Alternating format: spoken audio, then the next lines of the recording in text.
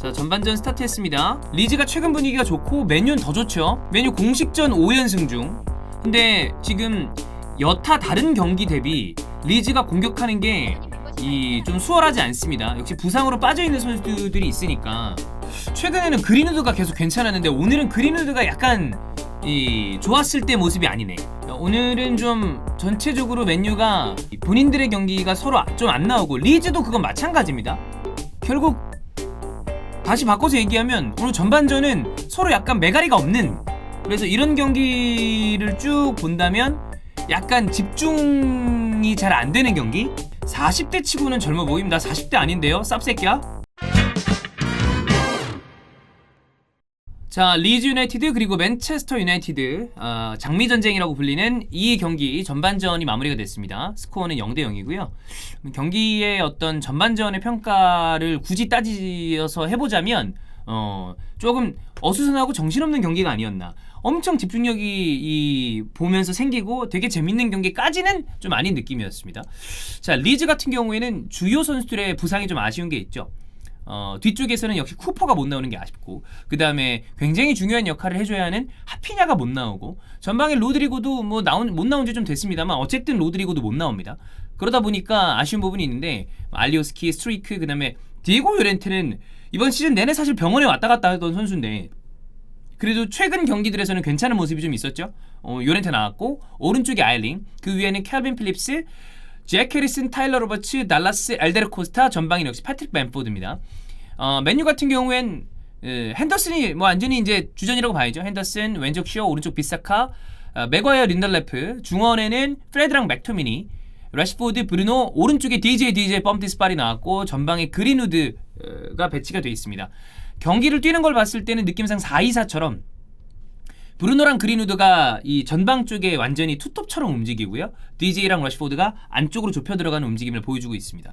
근데 이 리즈의 문제는 아까 얘기했던 것처럼 주요 부상 선수들 때문에 이 팀의 어떤 강도 높은 프레스는 유지가 되는지 모르겠지만 전방 쪽으로 나아가는 패스들에 대한 아쉬움이 좀 있었어요. 그래서 결정적인 기회를 잡을 수 있는 타이밍에 패스가 뽁 나가야 되는데 그게 못 나가는 게 좀 아쉽지 않았나라는 생각이 듭니다.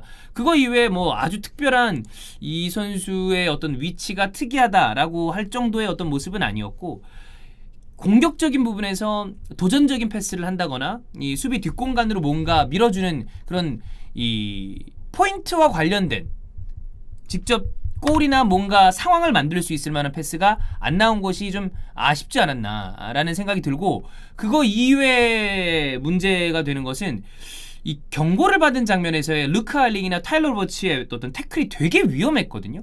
일단 경고한 장식을 받았는데 이 선수들은 좀 조심해야 될 것 같습니다. 그 태클들이 바로 빨간 카드가 나올 정도의 위험함은 아니었다 하더라도 뭐 사실 이 카드 색깔 바뀌는 건 순식간이니까 이 비엘사 감독이 어떤 식으로 얘기할지 모르겠지만 이런 부분은 좀 주의해야 될 필요가 있겠다라는 이 생각이 듭니다. 조금은 위험할 수 있는 부분이 있었고요.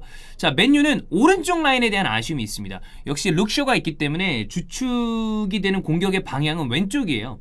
래시포드, 룩쇼가 전체적으로 나쁘지 않은 모습을 역시 보여주면서 대단히 좋은 어떤 모습을 보여주지 못했지만 왼쪽이 괜찮았다면 반대로 오른쪽은 아쉽다. 언제나처럼 DJ가 나왔을 때 완비사카의 DJ에 특히나 오른쪽에 있는 미드필더가 맥토민이잖아요. 이러면 여기서 빌드업해 나가는 어떤 그런 모습들이 되게 부드럽지 못하다.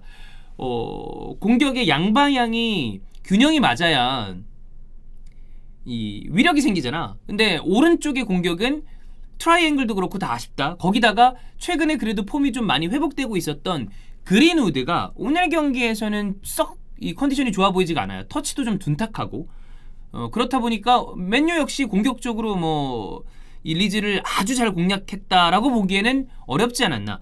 프리킥 찬스에서 오히려 날카로운 킥들 몇 개 나온 거 말고는 뭐 그리 위협적인 공격을 많이 만들지는 못했던 전반전이었습니다. 스탯을 놓고 보면 슈팅은 맨유가 훨씬 많았네. 맨유가 슈팅 9개고요. 리즈는 3개였고. 뛴 거리 한번 볼까요? 또 리즈 뛴 거리를 보는 건 재미죠. 리즈가 52km를 뛰었고요. 맨유가 50km를 뛰었습니다. 그러니까 리즈가 합쳐서 한 2km를 더 뛴 거죠. 가장 많이 뛴 선수는 스튜어트 달라스 5.7km. 스프린트가 가장 많았던 선수는 잭 해리슨 스프린트 9번. 근데 해리슨은 좀 정확도가 약간 아쉬운 게 있죠. 예.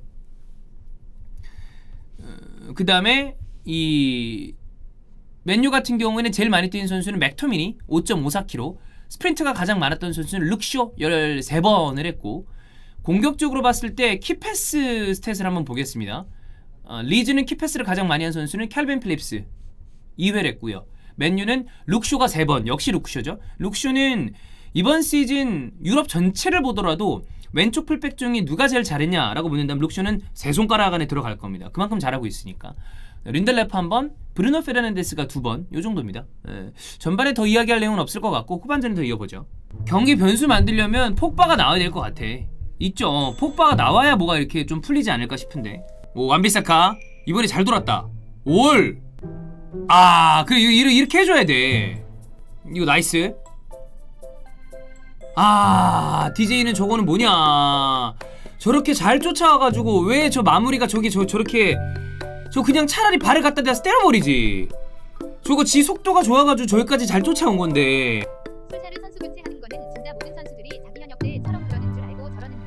우리가 여러 가지 막 그 이유가 뭘까 생각을 했었잖아. 돌아 이렇게 딱 벤치를 봤는데 넣을 선수가 없는 건지, 아니면 나처럼 마지막에 5분만 줘도 뭔가 다 할 수 있을 것 같다고 생각을 하는 건지. 딘 앤더슨 이거 말고 빨간 모자 쓰지. 그거 지난번에 조교처럼 존나 웃겼는데. 근데 이 솔샤르가 확실히 교체가 늦긴 해. 좀 솔직히 말로 솔샤르는 이때쯤 나와도 지 할 거 다 했잖아. 자, 앞쪽에 또 카바니가 있으면 어떤 다른 그림이 좀 나올 수도 있겠죠. 근데 이거를 좀 일찍 넣지. 너무 늦은 것이 아닌가. 뭐 어떻게 될지 모릅니다만. 아니 반더빅을 넣는 건 좋은데 88분에 넣는 거는 지금 넣어서 이 선수들한테 뭘 기대할 수 있는 거지? 난 이거는 좀 진짜 이해가 안 가네. 자, 경기 종료됐습니다. 리즈 대 맨유. 스코어는 0대 0이었고요. 득점이 없이 그대로 마무리가 됐습니다. 리즈 유나이티드가 역시 뭐 어쨌든 더비의 성격이 짙은 경기이기 때문에 좀 거칠고 치열하게 경기를 하려고 했고요. 맨유도 역시 마지막까지 뭔가 하려고 했었는데 스코어가 나오지 않았습니다. 맨유 얘기를 먼저 할게요. 오늘 완비사카가 되게 좋은 활약을 했습니다. 최근에 완비사카의 활약은 개인적으로 봤을 때는 뭐 유연함도 그렇고 왼쪽에 룩쇼만큼은 아니더라도 좋아지고 있는 모습이 보이는데, 아까 합타임 토크 때도 얘기했던 것처럼 앞쪽에 윙어가 DJ이고 중앙 쪽에 미드필더가 맥토민이다 보니까 그런 시너지가 안 나는 것이 좀 아쉽다라는 생각이 들고요. 자, 이거 보자. 보세요.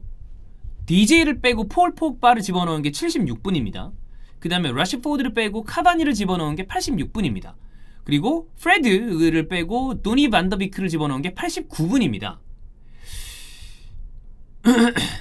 나는 이 경기에 대해서 맨체스터 유나이티드가 물론 매 라운드마다 승리하는 게 굉장히 축구팀 입장에서 당연한 거죠. 승점 3점을 노리지 않는 감독과 선수들이 어디 있겠어. 근데 리그의 어떤 상황이나 여러 가지 흐름을 봤을 때 이 경기를 꼭 이기지 않아도 맨유는 큰일이 나지 않아요. 이번 시즌 아마도 리그에서 2위를 할 것이고, 그리고 유로파 리그에서도 우승할 확률이 가장 높은 팀이고, 지금 연승 행진을 한다 하더라도 맨체스터 시티가 내려와서 이 우승이 뒤집어질 확률은 극도로 떨어지죠. 그래서 이 경기 특히나 리즈 유나이티드가 만만한 팀이 아니잖아. 이 최근 경기들에서 무승부한 팀들이 리즈, 리버풀 이런 팀들, 첼시, 리버풀 이러니까 그럴 수도 있다 치는데, 근데 과연 86분에 카바니를 넣고 89분에 반더비크를 집어넣는 게 의미가 있는 교체인가?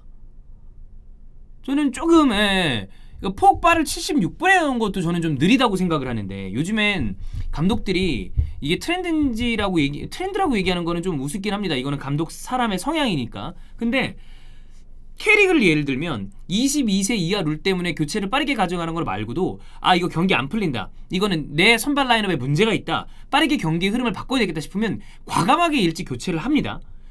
나는 이거는 유럽 축구도 마찬가지라고 봐요. 근데 이 진짜 카바니랑 만더비크를 넣는 이 시간대는 좀 느낌이 진짜 뭐 농담삼아 솔샤르 본인은 시간 얼마 안 남았을 때 들어가도 막 골 넣고 그랬으니까 다 본인이라고 생각해서 그런 건지 뭔지 모르겠지만 솔샤르가 굉장히 순항을 잘 하고 있는 편이라고 생각을 하는데 그거랑 별개로 이거는 좀 너무 느리지 않나요?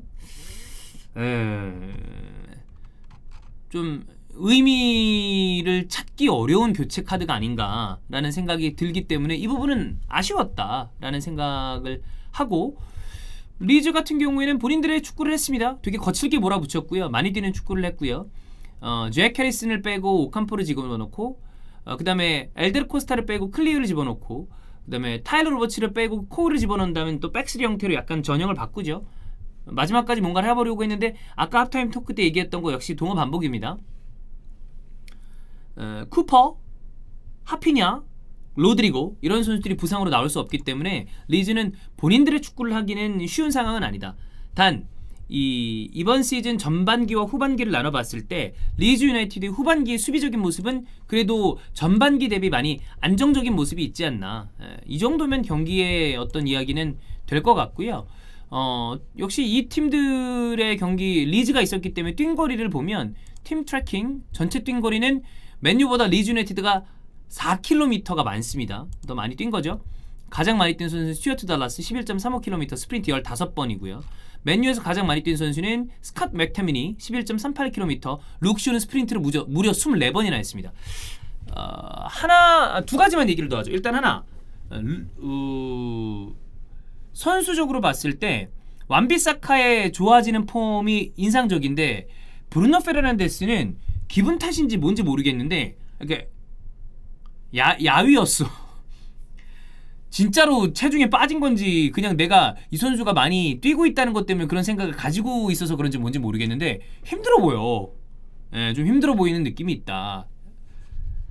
그리고 하나 더 이야기할 것은 뭐 이건 별다른 얘기는 아닌데 오늘 경기에서 이 리즈 유나이티드가 승점 1점을 추가를 했죠. 맨유가 승점 1점을 추가를 했습니다. 그러면서 맨유는 2위 1위 승점 10점 차, 그리고 리즈는 9위로 올라가면서 아스날은 10스날이 됐습니다. 예. 여기까지 하겠습니다.